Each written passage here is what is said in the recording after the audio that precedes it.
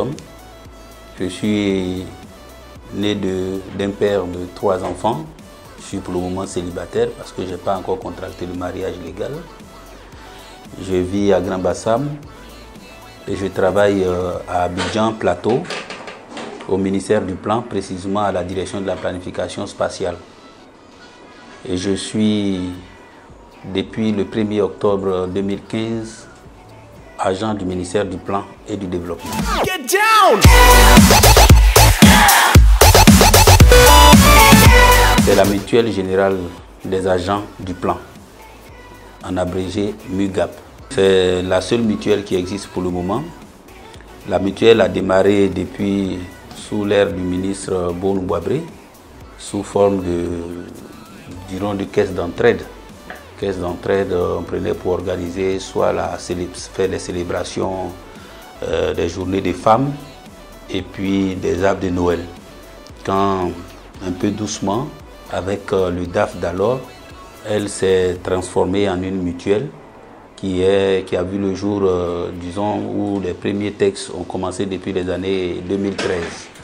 Et la mutuelle est structurée, organisée, avec un bureau sortant qui a eu 2 ans, parce que quand tu es élu président, vous avez 2 années de mandat.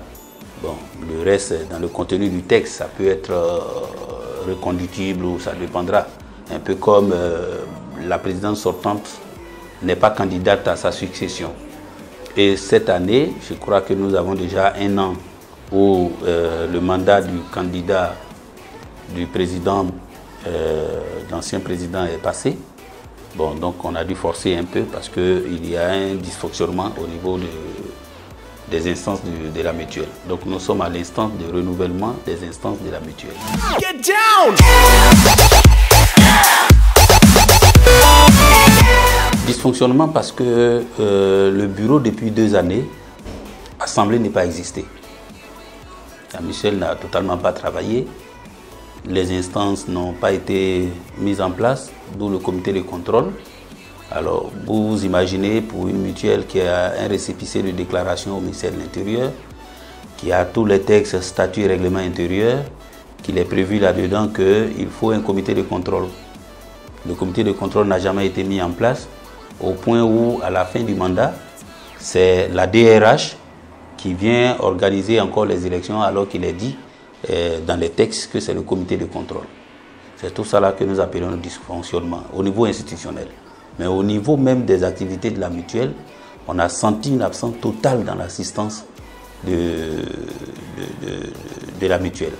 Assistance en cas de maladie, en cas de décès, c'est vraiment de l'inexistant.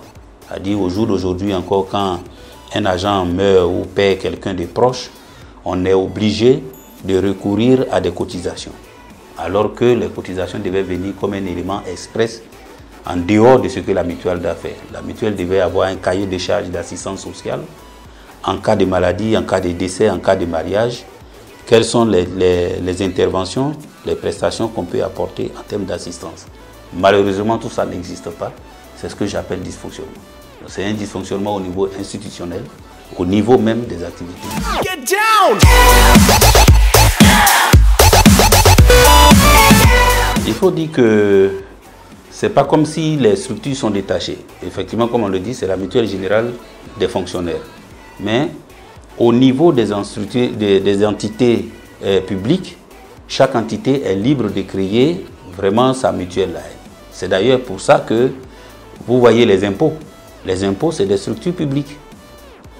Le trésor, c'est des structures publiques. La fonction publique est aussi un ministère public. Mais il y a la mutuelle des agents de la fonction publique. Il y a la mutuelle des agents des impôts. Il y a la mutuelle générale des agents du trésor. Mais qui ne sont pas forcément arrimés à la mutuelle générale des fonctionnaires, mais l'agent lui-même. Bon, c'est vrai, mutuelle générale des fonctionnaires, on nous fait une cotisation, disons un prélèvement MUGFC de source, à gré ou contre ton gré. Mais c'est la même chose à l'autre niveau sectoriel, au niveau du ministère du Plan. Donc c'est les agents consentent que nous sommes tous à la MUGFC, c'est vrai, mais à notre niveau, on est capable de créer aussi notre caisse de solidarité ou bien notre mutuelle d'assistance sociale au niveau micro. Et puis bon, après celui qui va aller, qui est libre, puisque la mutuelle générale c'est notre maison à nous tous, donc nous sommes là-bas, mais ça n'élite pas le fait que nous pouvons créer. Get down! Je suis candidat et c'est la première des questions à chaque fois que je dois avoir mes collègues devant moi. C'est la première des questions quand j'ai fini de me présenter. Pourquoi je suis candidat à la mutuelle? Je suis candidat à la mutuelle, je le disais tantôt, pour le dysfonctionnement de cette mutuelle qui existe. Je viens d'arriver il y a 2 années d'un ministère au ministère du Tourisme, où il y a une mutuelle là-bas qui assiste les gens, qui savent, qui a pu mettre en place une plateforme de collaboration de tous les agents. Tu peux être dans une direction A, l'autre peut être dans une direction B, vous vous connaissez comme si vous travaillez dans la même direction. Et cette collaboration a un impact sur la production du travail. Ça veut dire que je suis à la direction de la planification. Pour avoir des données de la direction de l'aménagement du territoire, par exemple, je n'ai pas besoin forcément de faire gel en heure. Je n'ai pas besoin forcément de passer par le directeur. J'appelle mon collègue. Ah, attention, j'ai besoin de données pour temps pour faire ça. Ça dit, ah, mais à l'intérieur du ministère, il y a beaucoup de barrières qu'il faut enlever pour qu'il ait l'efficacité dans la production. Donc, il n'y a pas de communication. Donc, je viens dans un ministère où je prends service le 1er octobre. Je participe à des ateliers. Mais depuis que j'ai annoncé ma candidature et que les gens commencent à voir les affiches lors de la campagne, on dit oui, mais on ne le connaît pas. Alors, je pose maintenant la question aux gens, est-ce que c'est de mon fait? Parce que le fonctionnaire doit être au moins à son poste. Si je suis à mon poste, quel est le temps que j'ai pour aller me promener dans les bureaux pour dire me voici? Et puis, il faut bien qu'il ait une cause. S'il y a un atelier qui regroupe les agents, certainement on me connaîtra. Donc, quelque part, il y a ce dysfonctionnement. J'ai été écœuré de croire qu'il n'y a pas d'assistance sociale au sein du ministère du Plan. J'ai été écœuré de penser que ce ministère du Plan, depuis plus de 70 ans, conçoit des stratégies, mène des réflexions pour le développement de la Côte d'Ivoire et est incapable de mener des réflexions pour le développement social de ses agents. J'ai été écœuré de penser que nous avions une couverture maladie que nous payons par le biais de la mutuelle et puis les prestations viennent d'être désagrégées il y a de cela 2 mois pour des raisons que nous ne savons pas. Je dis, quelqu'un qui travaille beaucoup a besoin d'une assistance sociale. Ça peut être couverture maladie, ça peut être assurance maladie, ainsi de suite.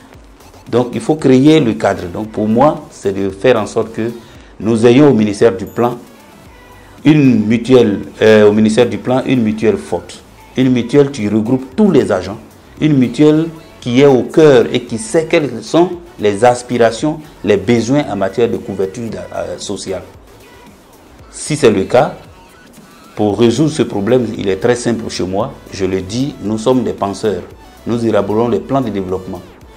Nous allons élaborer un plan de développement social et économique de toutes les ressources humaines, qui est en fait un instrument qui va permettre de travailler en appui avec ce que la DRH fait. Parce que la DRH, c'est la gestion du personnel, c'est vrai. Mais le volet social, il faut que nous comprenions véritablement que c'est une entité où la mutuelle pourrait mieux gérer ça que de confier à la DRH qui a déjà beaucoup de choses à faire. Aujourd'hui, parce qu'il n'y a pas d'assistance sociale, quand un collègue meurt ou perd un parent, on est obligé de nous demander à faire la couverture sociale, comme on appelle les levées des cotisations. On s'imagine, on a eu un cas que j'ai déploré. Nous recevons la note nous invitant à cotiser le 22, alors que le 25, 26, le week-end qui suit, on s'en va faire les obsèques du monsieur. Mais nous, moi, dans ma direction, pour faire cotiser tout le monde, on a dû attendre jusqu'au 29. Alors que les obsèques sont déjà passées. Ça veut dire quoi? Si on devait nous appeler à cotiser pour soigner la personne serait morte. Alors que la mutuelle aurait eu à avoir déjà un fonds qui est là, disponible, pour réagir en ces cas. C'est des cas sociaux, mais des cas sociaux d'urgence. Au moment où on dit que la personne est malade, qu'il a besoin d'argent pour le soigner dans la clinique, ce n'est pas en ce moment qu'on va dire qu'il faut cotiser. Le temps de cotisation peut tuer l'individu. Il y a aussi le fait des départs à la retraite. Je dis, c'est vraiment déplorable que quelqu'un qui a travaillé à plus de 30 ans, qui va à la retraite, qui est au ministère du Plan et qui ne bénéficie pas d'un appui ou d'une assistance sociale jusqu'à ce que la personne perçoive sa pension. Imaginez-vous quelqu'un qui a un salaire de même 100 000, je dis n'importe quoi. Et le jour où il signe son document pour dire que j'ai fait valoir mes droits à la retraite, le lendemain, c'est la fin du mois, il n'a plus de salaire. Et pour que sa pension soit reversée, il en a au moins pour 3 à 4 mois. Ça, c'est encore quand il a la chance. Mais sinon, ça peut faire 6 mois ou 1 an. Mais durant ce temps, imaginez-vous, quelqu'un qui est habitué à ses 100 000 francs de revenus, qui après n'a plus de revenus, ses enfants qui vont à l'école, s'il tombe malade, pourquoi doit-il attendre autant de temps sans revenus? Cette situation peut tuer la personne avant même que sa pension ne vienne. C'est-à-dire qu'il n'aura même pas la pension, il est mort de façon misérable. La mutuelle aurait pu mettre là en place un fonds d'assistance qui accompagne ceux qui s'en vont à la retraite. Ne serait-ce que leur donner peut-être le tiers de leur salaire, mais au moins, c'est quand même quelque chose. Get down! Je l'ai dit tantôt sur mes documents que ma vision, c'est que je me donne un délai de 4 ans pour asseoir une mutuelle forte, représentative des agents, qui met en place un programme, disons un plan d'action sociale et économique des ressources humaines. Et dans cette vision, je préfère l'orienter, l'organiser comment? Dès que je suis élu, je vais bien entendu mettre en place un bureau exécutif. Le bureau exécutif aura des points focaux dans chaque direction. Chaque direction régionale, pour ceux qui sont à l'intérieur, il aura un point focal au cabinet, un point focal dans la direction générale, un point focal dans la direction centrale. De façon à ce que mon bureau exécutif, qui sera peut-être de 7 membres, ne soit pas seulement l'organe qui décidera de ce que la mutuelle va faire. Parce que s'il y a le cas, il y a des susceptibilités. Si mon bureau est défaillant, ben, qui va m'interpeller? J'aurais souhaité que mon bureau soit fort, dynamique, à partir des points focaux. Et avec les points focaux, nous avons la possibilité d'avoir de l'information provenant de toutes les structures du ministère. Donc voilà un peu ce que je veux. Dans un premier temps, il faut que les agents soient unis autour de leur organe. Il faut que les agents sentent la nécessité et l'opportunité d'avoir un organe. Quand nous avons ça, comment nous allons travailler? Je dis que nous sommes, je dirais, responsables de tout ce qui arrive à la Côte d'Ivoire en matière de développement. Le ministère du Plan est le laboratoire par excellence de la réflexion en matière de développement pour la Côte d'Ivoire depuis longtemps. Nous élaborons des plans, des PND, nous élaborons l'étude nationale prospective 2040, on a fait 2065, ainsi de suite, ainsi de suite. Les agendas, les référentiels, les outils de développement sont au ministère du Plan. C'est fait par qui? Les agents. Et ces agents, malheureusement, n'arrivent pas à pouvoir élaborer un plan social pour eux. Je dis c'est une injure pour nous. Donc je dis ce que nous savons faire, ce dont nous sommes fiers de ce développement de la Côte d'Ivoire, il faut bien que nous mettions désormais un plan de développement social et économique des agents. Si cela est fait, le plan a une vision à terme, à court terme et à long terme. Donc demain, si le plan est fait, n'importe qui viendra succéder à moi, il a un instrument, il sait où il va. Il sait qu'on a entamé un projet, des programmes de logement pour les agents, on est à tel niveau, il faut que je continue. Parce que après tout, je ne vois pas là où on réussit sans qu'on parte d'un plan. À tout moment, il faut avoir un plan de réalisation de quelque chose. Il faut avoir un plan de développement. Donc nous, on n'a pas de plan de développement social. Je dis que nous allons élaborer cette étude qui va permettre au ministère du Plan, aux agents, de disposer d'un plan d'assistance sociale et même économique. Parce qu'on parle de social, on a besoin d'argent.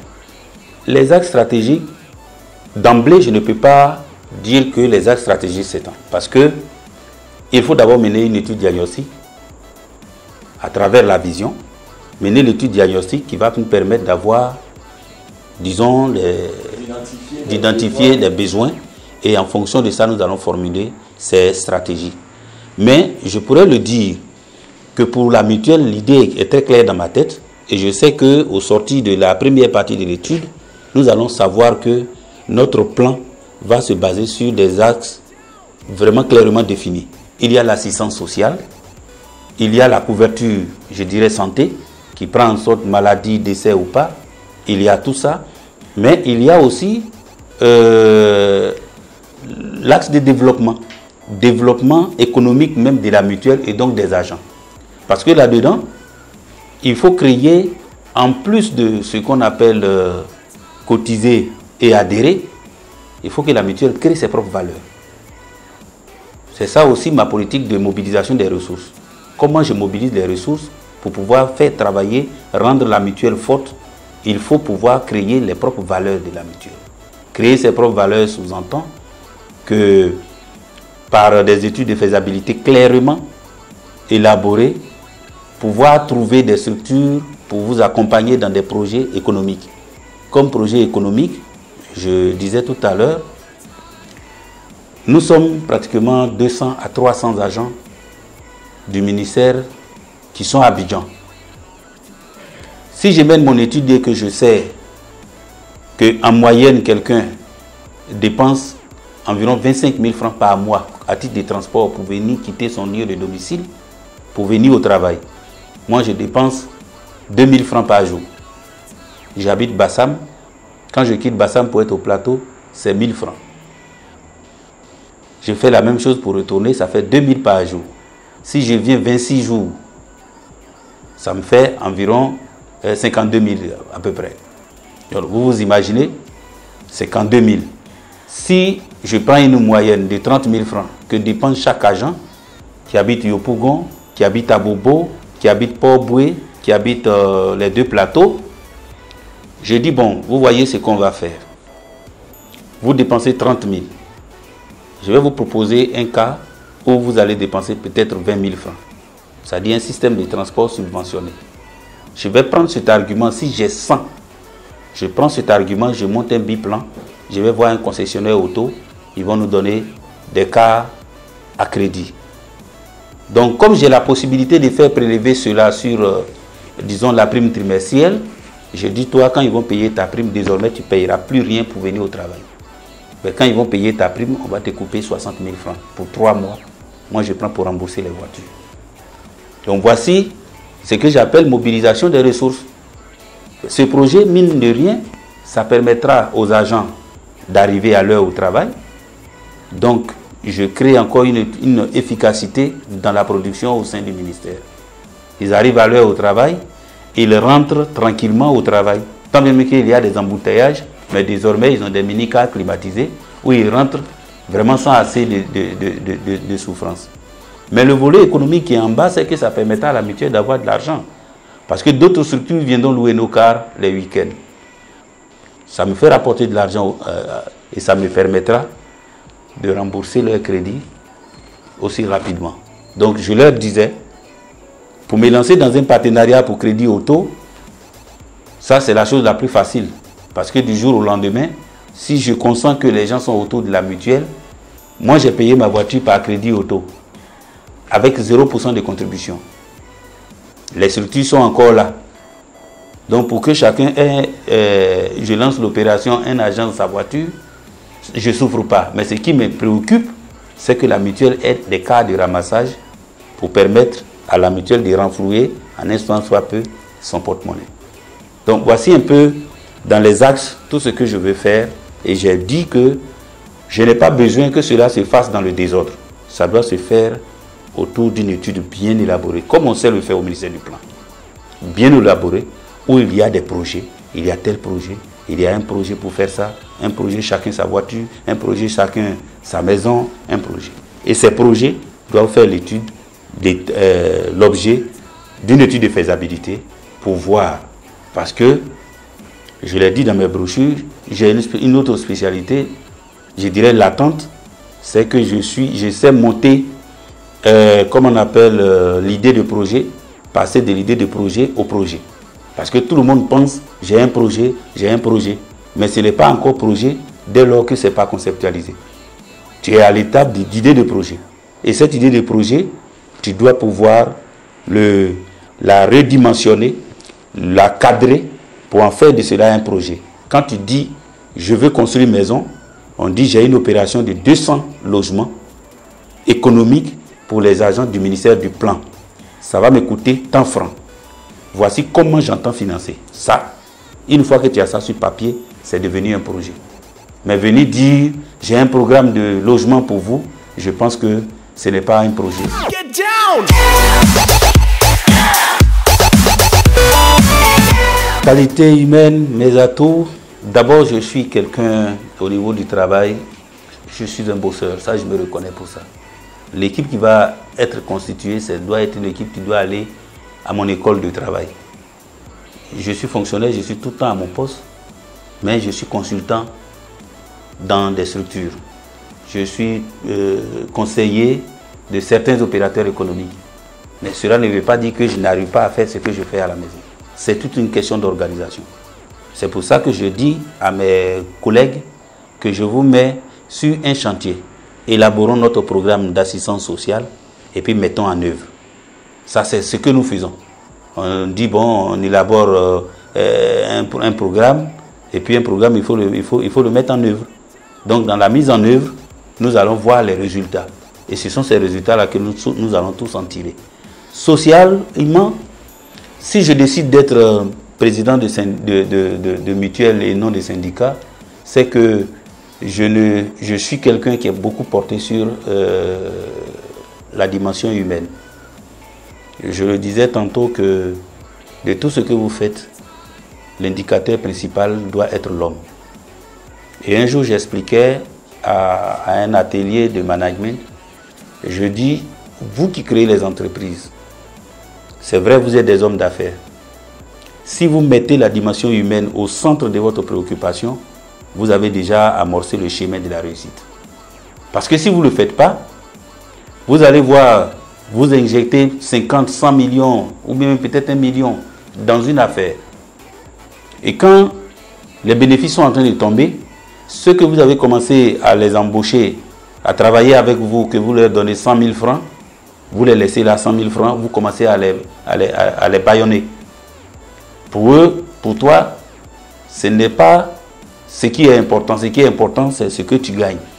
Mais là, attention, il faut faire attention. Il faut penser à l'homme. Parce que tu as utilisé des machines, mais il a fallu l'homme penser pour faire penser les machines. Et donc, parce que tu l'as embauché, que tu lui as donné un salaire, celui-là que hier, il dormait toujours dans son salon, il est allé se prendre une maison. Hier, il prenait sa fiancée, c'est toujours dans les hôtels. Aujourd'hui, sa fiancée est à la maison. Hier, ils n'ont pas d'enfant. Aujourd'hui, ils ont un enfant. Donc, vous voyez humainement ce que vous avez créé par le petit salaire que vous lui donnez. Mais si un seul instant, vous ne faites pas attention, que vous dilapidez les fonds, que la société tombe, c'est vous allez vous asseoir, oh, je suis foutu, j'ai plus d'argent. Mais tu oublies tout ce que tu as traîné, que tu as embauché, que tu as fait des personnes. Donc pour eux, je dis pour tout ce que vous faites comme activité de création de valeur, de grâce, mettez l'homme au centre de votre préoccupation. La manière dont vous allez conditionner votre ressource humaine, c'est de cette manière que votre structure ira en production. Et donc, je suis socialement très engagé et j'aime ce qui est social, j'aime les œuvres humanitaires. Si vous voyez, j'ai mis un peu quelque part là où j'ai fait le bref de mon CV, en 2006, j'ai été 1 an durant volontaire des Nations Unies. C'est-à-dire qu'on décidait que quelqu'un aille travailler quelque part au Congo et qu'on dit, bon, c'est du travail, on dit à une population qui a faim, on a besoin des gens pour aller puiser de l'eau en ville pour venir leur donner. Ça, on me donnait une mise à disposition de 4 mois. Je suis prêt à aller dans le compte, pour le compte du PNUD. Et le bureau des volontaires des Nations Unies se trouve au PNUD Côte d'Ivoire, ici, en face de la radio. Et donc, moi, j'ai soumissionné et on m'a fait aller au Cambodge une fois pour 2 mois pour travailler quelque chose qui n'avait rien à voir. Comme j'avais la possibilité de revenir, bon, je suis revenu, je suis resté en Côte d'Ivoire. Il y a des gens qui y vont et ils font carrière. Quand tu es volontaire des Nations Unies, généralement, tu n'as pas de salaire. Mais comme tu quittes ton pays pour aller dans un autre pays, on donne ce qu'on appelle le per diem. Mais généralement, je me dis que ce per diem, si c'était un salaire, j'allais quand même plus applaudir. On n'a pas plutôt dit le non-salaire. Mais au moins, c'est quelque chose, voilà, tu es allé servir volontairement pour la cause humaine. Vous voyez encore que c'est du bénévolat où je suis secrétaire exécutif du Forum ouest-africain pour les zones humides. Ça aussi, ce n'est pas mes prérogatives. Les zones humides sont protégées. Il y a en Côte d'Ivoire 6 zones humides classées internationalement. Mais aujourd'hui, ces zones sont en train de pourrir. Nous nous sommes organisés en un forum et nous allons vers les populations riveraines pour leur faire une sensibilisation, une formation sur non seulement la gestion des terroirs qui sont les zones humides, mais aussi le comportement. Comment nous vivons au bord de l'eau. Ceux qui vivent au bord de l'eau, ils préfèrent plutôt aller déféquer dedans que de faire en sorte que le bord de l'eau provienne de beaucoup de choses. Donc l'environnement, il faut sauver l'environnement. Même en vivant, en tirant des effets vitaux pour nous-mêmes, ben, il faut pouvoir le protéger. Get down! À l'endroit de mes collègues agents, j'ai mon mot de fin, c'est ce que je leur ai toujours dit. C'est plutôt une invitation. Que quand on est au ministère du Plan, on a toutes les gammes de maturité. On a la maturité, on est adulte, parce qu'on travaille. On a une maturité professionnelle, parce qu'on est fier de pouvoir concevoir des plans pour le développement de notre Côte d'Ivoire. Donc on ne doit plus se mettre à faire des choix complaisants. L'Institut national des statistiques qui organisait les élections depuis longtemps est un EPN, un EPIC du ministère du Plan. Donc nous ne devons pas faire des choix complaisants. Nous devons faire des choix conséquents à travers le programme qu'on leur présente. Qu'est-ce qui est réalisable? Qu'est-ce qui est réalisable? Donc autour de ce programme, j'ai besoin que les agents s'unissent autour de ce programme, faire un bon choix, que nous mettions ensemble pour savoir véritablement quelle est l'opportunité pour nous d'avoir une mutuelle. Il ne s'agit pas de se mettre là, élire le président, et puis demain se désolidariser de lui, pour dire comme il dit qu'il est président, il est lui qui doit se battre pour faire que notre mutuelle soit forte. Non, c'est ensemble que nous devons être forts. C'est en croyant à ce que notre mutuelle peut apporter beaucoup pour les agents, qu'en se mettant ensemble, que nous devons avoir une mutuelle forte. À l'endroit des Ivoiriens et de tous ceux qui habitent la Côte d'Ivoire, je dis qu'il faut privilégier par moment le développement par les mutualités. C'était au début l'une des politiques des plans de développement de la Côte d'Ivoire, parce qu'arrivé à un moment donné, au niveau local, au niveau villageois, on a eu recours aux mutuelles de développement dans des villages. On a eu recours aux mutuelles de développement dans des localités. Et ça a pris, parce qu'à travers les mutuelles de développement, des villages ont commencé à avoir, par la cotisation des membres de la mutuelle, ont commencé à trouver des solutions de leurs besoins en infrastructures primaires, telles que l'électricité, telles que l'eau, ainsi de suite. Parce qu'avant de commencer, quand on faisait par exemple les projets FRA, dans les projets FRA, chaque village ou chaque structure, localité qui demande a une contribution. Mais les villages qui ont des mutuelles fortes Quand on dit le village doit contribuer à peut-être 3 millions, on dit la mutuelle à 3 millions payons pour qu'on puisse avoir notre addition d'eau le plus rapidement possible. Mais les villages qui n'avaient pas de mutuelle, ils sont obligés d'avoir recours aux cotisations. Mais le temps de mobiliser les cotisations, le village qui est à côté, qui a, comme on appelle la mutuelle qui a déjà déposé son argent, le village a le courant à l'eau. Donc c'était comme ça étaient bâtis les projets Fra. Il y a toujours une contribution de la localité. Donc je demande aussi que les localités soient des structures de développement qu'il faut priser au jour d'aujourd'hui.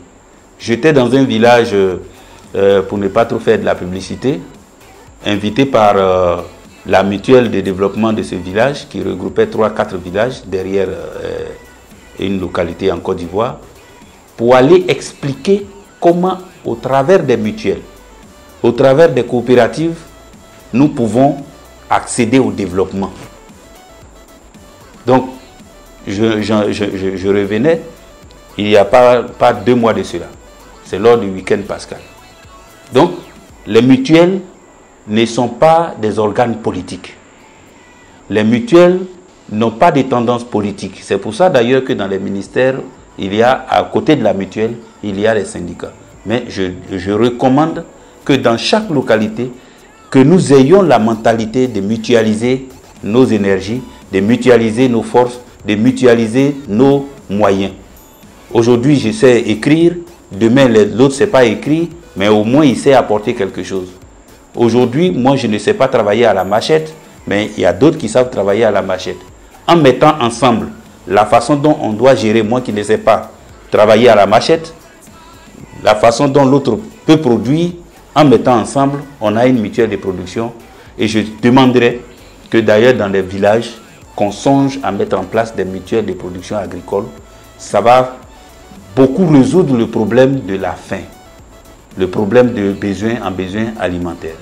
Donc dans l'ensemble, voici ce que je peux dire. C'est une invite à mes collègues de faire en sorte que nous ayons une mutuelle forte, qui n'est pas basée sur, qui n'est pas dirigée seulement par un problème d'équipe, de club d'amis, mais dirigée par tout le monde. Get down!